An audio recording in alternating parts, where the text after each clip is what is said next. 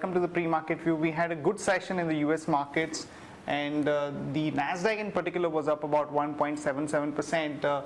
Dow was up about 0.7%. We had a good set of economic data coming out from US. The Q3 GDP rose at almost about 3.2%, which was slightly better than market expectations. Also, the jobless claims were better than expectations, and some of the companies that reported earnings, particularly Facebook, reported almost about 63% rise in their revenue, and that led to some kind of an outperformance in the technology pack, which is reflected in the way the Nasdaq behaved. Coming to the European markets, they were also up anywhere from about 0.3 to almost about 0.75%. And when we look at the Asian markets today, some of the markets are shut, like Hang Seng, Kospi, and Shanghai because of the Chinese New Year. So Nikkei is the one which is open, which is flattish. It started off very well, but there is some amount of weakness in the last half an hour of trade, and SGX Nifty is suggesting that we are going to open up about 10 points higher. In terms of flows, friends, FIs were net bias in the cash market to the tune of about 434 crore. The domestic institutions were net bias to the tune of about 179 crore, and in the index futures, we have seen FIs selling to the tune of 882 odd crore. In fact, friends, in the last about 4 trading sessions, we have seen FIs selling to the tune of almost about 1,000 crore per day. Back home, our own markets were lackluster till about 3 p.m. but in the last half an hour of trade, we had seen some kind of a VWAP buying, and we had seen spike up in stocks like Tata Motors, HDFC, and some of the beaten down names in the metal pack. But overall, the sentiment continues to be weak. On that note, let me invite Sadhna to take us through important F&O cues and ideas that we can have from the F&O desk. Good morning, friends. Let's have a view on derivatives. Yesterday's expiry turned out to be a disappointing expiry, as we have seen that after a gap down opening, market showed resilience at lower levels but finally snapped the session with a significant loss of 0.83%. We have seen that Nifty futures started with 1.70 crores versus 1.99 crores last month.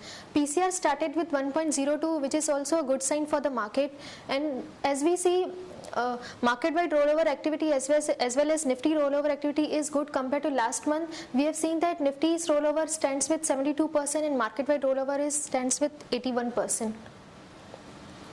On the options front, we have seen that 6,300 call option stands with highest number of shares in open interest. As we can see, more than 30 lakh shares are there in open interest, and 6,000 put option has seen a good activity in open interest front. As we can see, more than 47 lakh shares are there in open interest.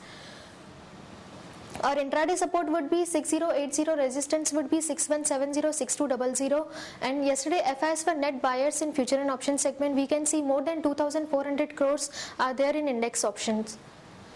Our monthly straddle break-even point is 5890 on lower side and 6310 on higher side. We may see a 6000 may act as a good support, and we may see bounce up to a 6300 level, as this is our weekly VWAP point. Thank you. Here are the important news and events that we are tracking today. First of all, the companies that will be announcing numbers. IDFC, we are looking at a net profit of about 462 crore. PNB, we are looking at a net profit of about 904 crore. Check out for some provisioning in the numbers and the NPL status, because we had seen for the last couple of quarters that PNB had reported slightly better NPL number, and which is why we could see some positive reaction if the numbers are slightly better than market expectations. Union Bank of India, we are looking at a net profit of about 380 crore, and in case of Marico, we are looking at a net profit of about 117 crore.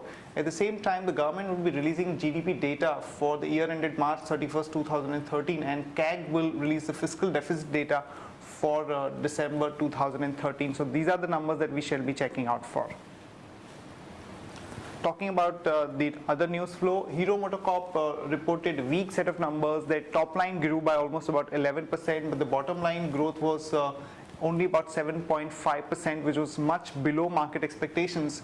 That was mainly because of the higher raw material costs, the tax expenses, and the higher ad spend. The government is set to sell its stake in Axis Bank on February 14 through a block deal. Remember, friends, that they are looking at selling almost about 10% stake in Axis Bank, and this is basically done to meet the annual divestment target of about 40,000 crore well before 31st of March.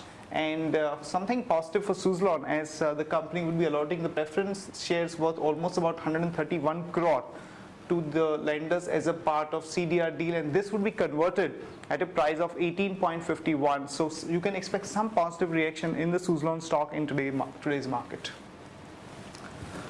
Some positive news on the divestment. Again, the ministerial panel on divestment has approved the sale of 10% stake in Engineers India, and also the government is looking at selling about 5% stake in BHEL through a block deal to a bunch of corporate lenders.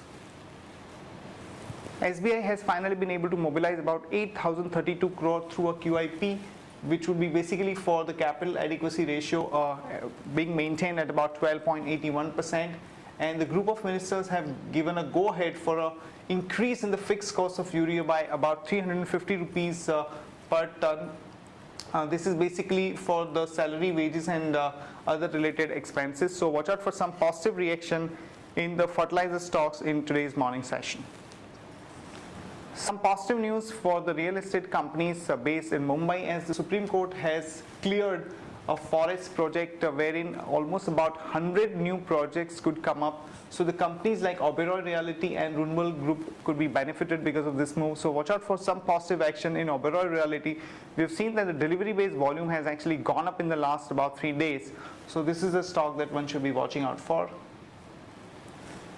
Coming to the stock specific ideas, Aditya Birla Nuvo, some positive news as the company has sold its BPO arm at almost about 1600 crore. So one can go long on Aditya Birla Nuvo with a stop loss of 1042 and a target of about 1095 to about 1115. That's it from all of us, friends. Have a great weekend and see you on Monday morning.